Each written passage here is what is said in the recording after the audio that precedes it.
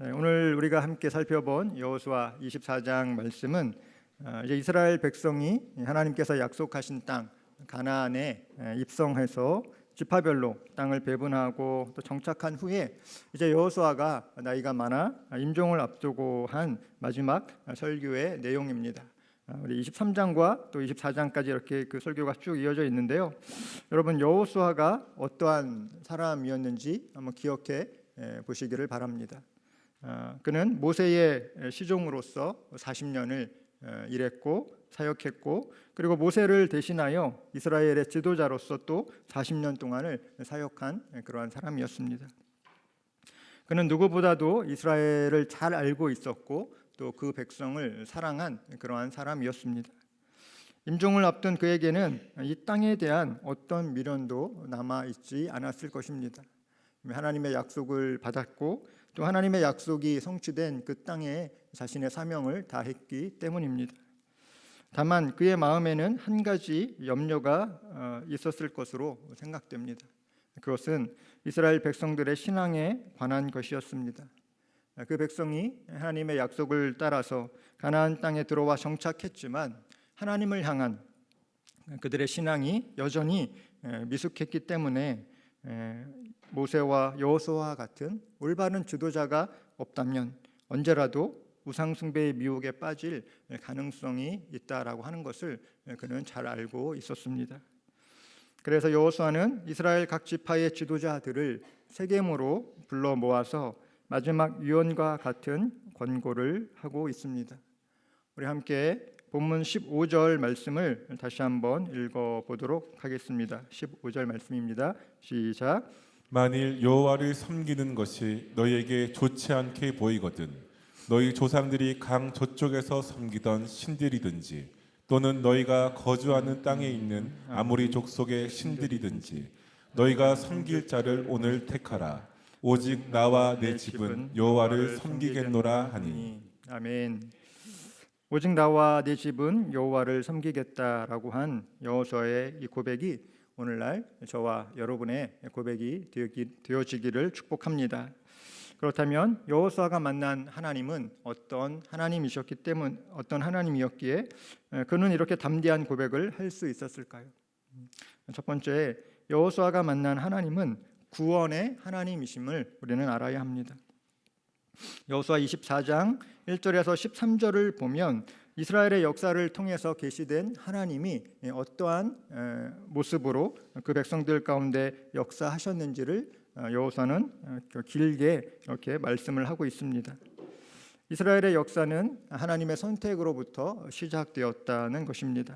강 저편 갈대아 우르에서 이방신을 숭배하며 살고 있던 아브라함을 하나님은 택하여 주셨습니다. 그리고 그를 약속의 땅으로 인도하여 주셨습니다. 그리고 아브라함에게 언약의 말씀을 주시고 그와 그 후손들을 하나님의 백성으로 삼아 주셨습니다. 이스라엘이 하나님의 택한 백성이 된 것은 그들의 어떠함, 그들이 뭔가가 있어서 어떤 조건이 있어서 그렇게 된 것이 아니라 하나님의 무조건적인 선택에 의한 것임을 여호수아는 다시 한번 이야기하고 있습니다. 또한 이스라엘의 역사 가운데 이 출애굽의 사건은 아주 중요한 사건이었습니다.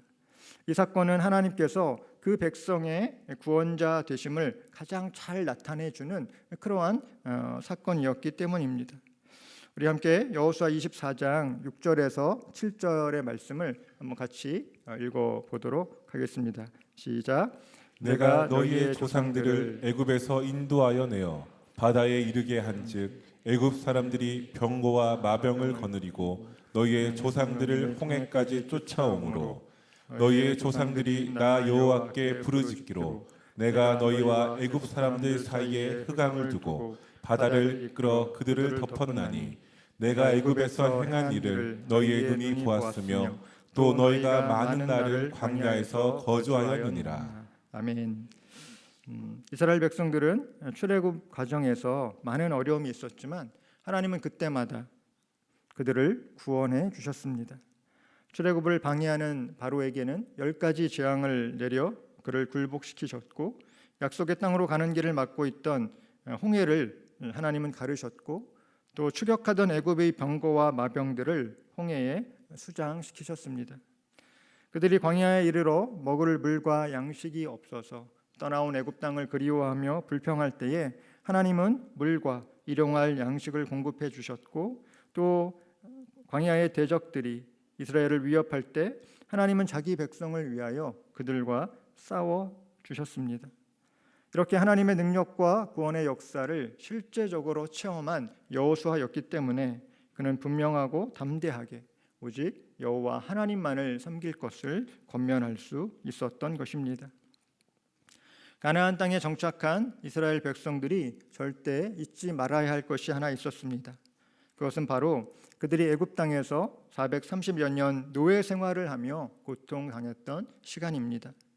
하나님은 이스라엘 백성들에게 나는 너를 애굽 땅 종 되었던 집에서 인도하여 낸 너의 하나님 여호와다라고 말씀하고 계십니다. 이스라엘 백성들이 종 되었던 땅 애굽에서 벗어날 수 있었던 것은 그들을 구원하시는 하나님의 전적인 은혜와 인도하심이 있었기 때문입니다. 마찬가지로 우리도 주님을 알기 전에, 예수님께서 우리를 구원해 주시기 전에는 어둠의 세력 아래에서 죄의 종노릇하며 지내던 때가 있었습니다. 하지만 하나님께서는 우리를 어둠 가운데서 빛으로 불러내어 자녀 삼아 주셨고, 예수 그리스도의 대속의 십자가를 통해서 우리를 구원하여 주셨습니다. 이러한 하나님의 은혜가 있었기 때문에 저와 여러분은 하나님의 자녀로서 하나님께서 우리의 삶을 인도해 주시는 그러한 복된 삶을 살아가게 된 것입니다. 에베소서 2장 13절 말씀에서는 이렇게 이야기합니다. 이제는 전에 멀리 있던 너희가 그리스도 예수 안에서 그리스도의 피로 가까워졌느니라 라고 말씀하고 있습니다.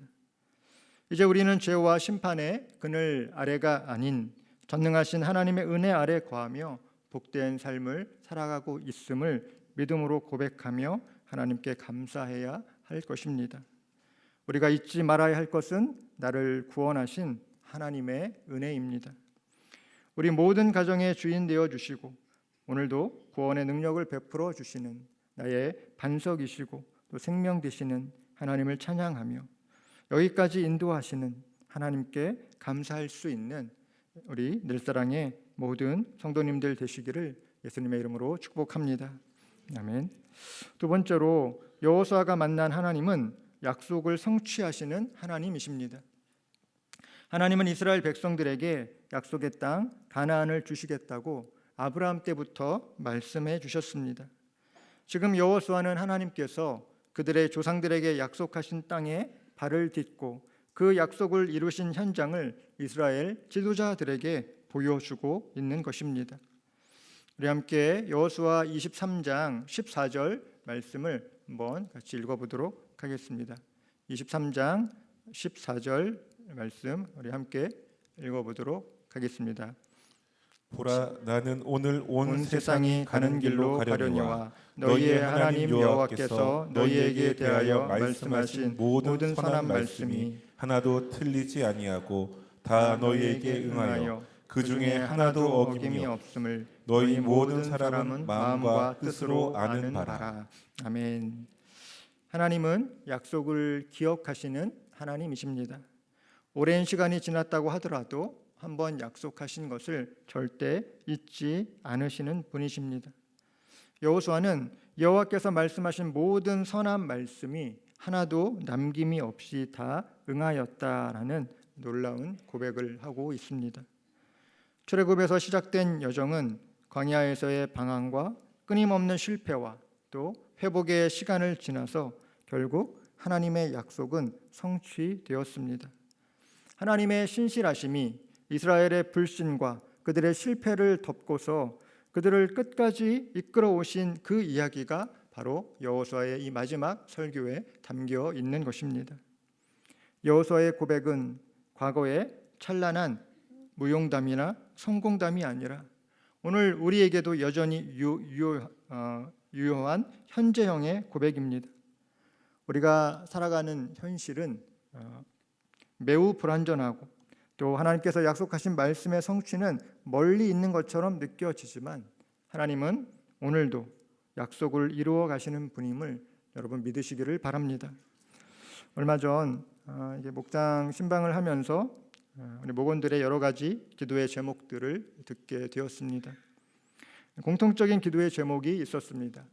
바로 자녀들의 학업과 진로에 대한 것, 그리고 연로하신 부모님들의 건강에 대한 그러한 기도의 제목들이 많았습니다.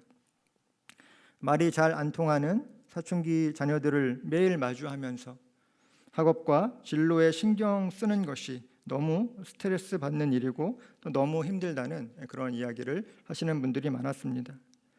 어떻게 초등학교 5학년 때부터 시작된 사춘기가 지금 고등학교 2학년인데 지금까지도 매일마다 그 사춘기의 피크를 찍고 있는지 모르겠다라고 하는 그러한 하소연을 하시는 분도 계셨고, 또 옆에 계신 분은 그 정도면 나은 거야, 우리 아들 지금 대학 진학했는데 아직까지 그 사춘기에서 벗어나지 못하고 있어라고 하시는 그런 하소연을 듣게 되었던 것입니다.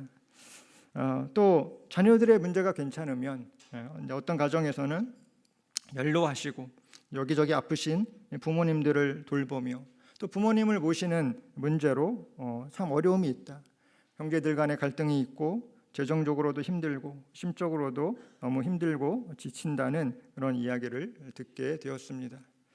그러한 이야기를 들으면서 함께 기도하자 제가 이렇게 말씀드리고 또 이렇게 이야기 나눈 것이 있습니다. 비록 지금은 내가 해결할 수 없는 문제로 인해서 어려움과 고난이 있지만 우리가 하나님께 붙어 있고 믿음으로 인내하며 기도하다 보면 이 문제 또한 지나갈 것이다 라고 하는 것을 함께 이야기 나누었습니다.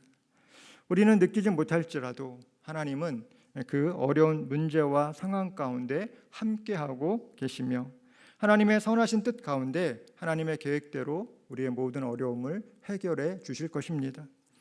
우리가 5년 전, 또 10년 전에 겪었던 어려움과 고통의 문제가 무엇인지 여러분 기억이 나십니까? 아마 지금은 잘 기억이 나지 않을 것입니다. 하지만 생각해 보면 그때도 해결하기 어려운 문제와 어려움은 있었다라고 하는 것입니다. 하나님의 은혜와 인도하심 가운데 그 시간들을 잘 넘어왔고 지금 여기까지 인도하신 분이 하나님이심을 믿는다면 지금 내가 겪고 있는 이 어려운 문제와 고통의 상황도 5년 후, 10년 후에는 하나님의 은혜 가운데 잘 해결되었음을 되돌아보며 여기까지 인도하신 하나님의 은혜에 감사의 고백을 나누게 될 그때가 반드시 오게 될 것이다 라고 하는 것을 함께 나누면서 우리가 함께 기도하는 그러한 시간을 가졌습니다. 이처럼 하나님의 약속은 믿음으로 인내하며 순종하는 사람들에게 성취되어짐을 여러분 기억하시기를 바랍니다. 성경의 많은 인물들이 하나님의 약속의 말씀을 붙들었고 그것이 성취되기를 믿음으로 인내하며 기다린 결과 하나님이 예비하신 때에 가장 좋은 응답을 받았음을 우리는 알 수 있습니다. 이처럼 우리 인생 가운데 하나님께서 약속하신 말씀이 있다면 신실하신 하나님께서 반드시 그것을 이루어 주실 것을 기다리며 인내하며 또 기도할 수 있어야 할 것입니다. 로마서 4장 20절 말씀을 보면 믿음이 없어 하나님의 약속을 의심치 않고 믿음에 견고하여져서 하나님께 영광을 돌리라고 말씀하고 있습니다. 때로는 나의 상황이 어렵고 힘들고 왜 이런 고통의 시간을 나에게 주셨는지 이해하기 어려운 시간들이 있습니다. 예상하지 못했던 육신의 질병이 찾아오기도 하고 사람과의 관계에서 어려움을 겪기도 하고 경제적인 어려움으로 힘들어질 때도 있습니다. 하나님이 안 계신 것처럼 느껴지는 그러한 영혼의 어두운 밤은 누구에게나 찾아올 때가 있는 것입니다. 하지만 그러한 때일수록 우리가 환경이나 감정이나 다른 사람들의 수군대는 그 말의 영향을 받아 그 부정적인 것들의 영향을 받아 우리의 신앙이 우리의 믿음이 움츠러드는 것이 아니라 나를 향한 하나님의 사랑과 하나님의 선하신 계획은 변함이 없다라고 하는 것을 우리는 믿어야 할 것입니다.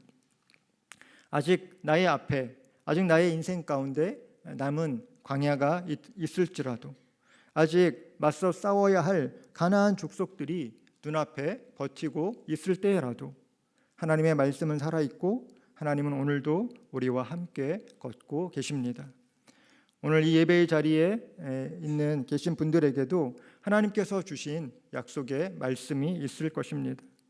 사람의 계획은 불완전하고 언제든지 변할 수 있지만 하나님의 계획은 완전하시며 하나님은 변하지 않으시는, 말씀하신 것을 반드시 성취하시는 신실하신 하나님이심을 여러분 믿으시기를 바랍니다. 그러므로 우리의 영적인 눈을 떠서 시간 기도할 때에 약속을 주시는 하나님을 바라보고, 또 하나님이 약속하신 것이 무엇인지 잘 모르겠다면 하나님 저에게도 약속의 말씀을 허락해 주십시오라고 간구하며 현재 어려움을 돌파하고 믿음으로 한 걸음씩 전진할 수 있는 저와 여러분들 되시기를 예수님의 이름으로 축복합니다. 아멘. 세 번째로 여호수아가 만난 하나님은 신앙의 세대 계승을 기뻐하시는 하나님이십니다. 여호수아가 세겜이라는 지역에 이스라엘의 모든 지파를 모은 이유는 분명했습니다.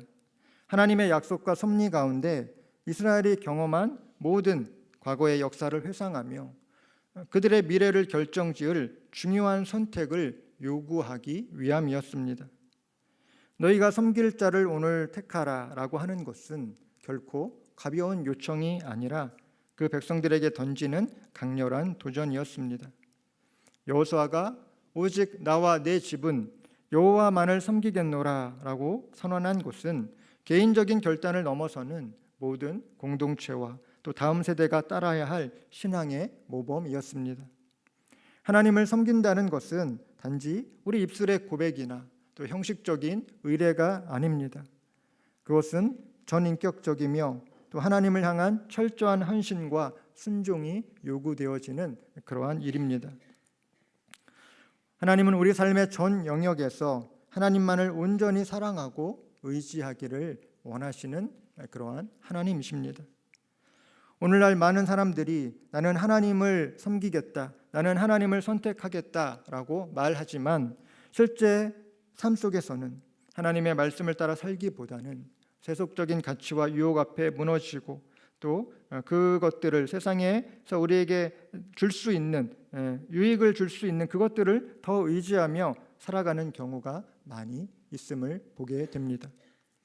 마치 세겜의 백성들이 입술로는 여호와를 섬기겠다라고 고백했지만 여전히 그들 가운데 이방 신상들이 남아 있었던 것처럼 진정한 결단은 그 어떤 모호함이나 타협을 허락하지 않습니다. 하나님을 향한 포기와 순종을 우리에게 요구하는 것입니다. 여호수아는 이스라엘 백성에게 다시 한번 촉구합니다. 이제 너희 중에 있는 이방 신들을 치워버리고 너희의 마음을 여호와께로 향하도록 해라. 이것은 단순한 선언이나 감정적인 결단을 넘어서서 실제 우리의 삶에서 하나님이 아닌 다른 우상들을 제거하고 온전히 하나님을 따르는 그런 우리의 삶의 태도와 증거가 있어야 한다라고 하는 것을 강조하는 것입니다. 본문 24절을 보면 이스라엘 백성들은 우리 하나님 여호와를 우리가 섬기고 그의 목소리를 우리가 청종하리이다라고 다시 한번 결단하는 장면이 나옵니다. 여호수아는 그들의 결단을 기록하며 큰 돌을 세워 그것을 표지석으로 삼았습니다. 이 돌은 이후의 세대들에게 여호와 하나님만을 섬기도록 끊임없이 기억하도록 하는 표징과 같은 것이었습니다. 여호수아가 백성들로 하여금 다시 한번 이렇게 결단하게 한 것은 그것이 일시적인 충동이 아니라 지속적이고 철저한 헌신으로 그 다음 세대까지 그들의 고백이 이어지기를 바랬던 이유입니다. 여호수아가 백성들 가운데 언약의 돌을 세우며 증거를 남긴 것처럼 우리 삶의 현장에서도 우리는 날마다 하나님을 선택하고 그 선택을 우리의 삶으로 증거할 뿐 아니라 우리 자녀들에게, 우리 다음 세대들에게 거룩한 손을 들어 하나님을 섬기는 모습을 그들에게 보여주어야 하는 것입니다. 제가 마을 사역을 하면서 우리 집사님의 부모님들이 소천받으셔서 장례 예배를 인도할 때가 많이 있습니다. 장례식장에 가면 영정사진 밑에 놓여져 있는 고인의 유품을 이렇게 한 번씩 보게 됩니다. 손때 묻은 낡은 성경책이나 성경 필사를 했던 빛바랜 노트 등을 보면서 고인의 신앙이 어떠했음을 짐작할 수 있습니다. 그런 것들을 이렇게 보면서 한편으로 드는 생각이 있습니다. 내가 나중에 천국에 들어가게 될 때 나의 영정사진 밑에는 어떤 유품이 놓이게 될까? 죽기 전에 어떤 유언을 통해서 어떤 유품을 놓아달라 이야기할 수도 있겠지만 그렇게 못했을 경우에 우리 자녀들은 아빠를 기억하면서 어떤 유품을 제일 소중하게 그곳에 놓을까를 생각해 보게 되었습니다. 여러분들도 한번 생각해 보시기를 바랍니다. 만약에 나의 장례식에는 나의 영정사진 밑에는 어떤 유품이 가장 그곳에 놓여져 있을까? 생전에 내가 가장 아끼고 소중하게 생각했던 그 물건이 나의 영정사진 밑에 놓여진다면 그것은 무엇이 될까? 바라기는 그 자리에 놓여져 있는 물건이 여러분의 핸드폰이 아니기를 바랍니다. 자녀들이 생각할 때에 우리 부모님은 집에서는 늘 핸드폰을 붙들고 계셨고 핸드폰을 너무 소중하게 여기셨다는 그런 기억을 남기는 것이 아니라 나의 신앙과 나의 믿음을 상징하며 우리 후손에게 물려줄 수 있는 그 어떤 소중한 물건이 그 자리에 놓일 수 있기를 예수님의 이름으로 축복합니다. 우리 함께 여호수아 24장 31절 말씀을 읽어보도록 하겠습니다.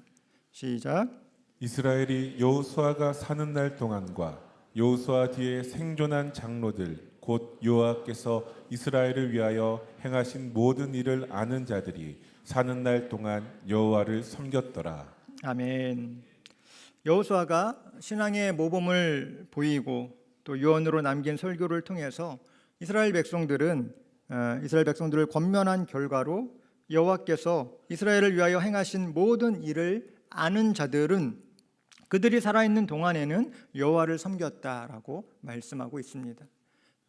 이 신앙의 세대 계승이 어느 정도는 이어진 것을 우리가 볼 수 있습니다. 그런데 그 이후에 이어지는 사사기 2장 10절 말씀을 보면 이렇게 기록하고 있습니다. 그 세대의 사람도 다 그 조상들에게로 돌아갔고 그 후에 일어난 다른 세대는 여호와를 알지 못하며 여호와께서 이스라엘을 위하여 행하신 일도 알지 못하더라. 여호수아 시대를 살았던 사람들이 사라지고 세대가 바뀌자 여호와를 알지 못할 뿐더러 이스라엘은 여호와를 버렸다라고 성경은 기록하고 있습니다. 나의 믿음과 신앙을 지키고 하나님께 헌신과 순종을 다하는 것도 중요하지만 못지않게 중요한 것은 우리 자녀들과 다음 세대들이 여호와 하나님을 섬기고 하나님을 향한 믿음과 신앙 안에서 살아가도록 하는 일은 우리에게 참으로 중요한 일이 되어집니다. 이를 위해서 부모 세대는 우리 자녀들에게 어떠한 신앙의 모범을 보이고 있는지 되돌아보기를 원합니다.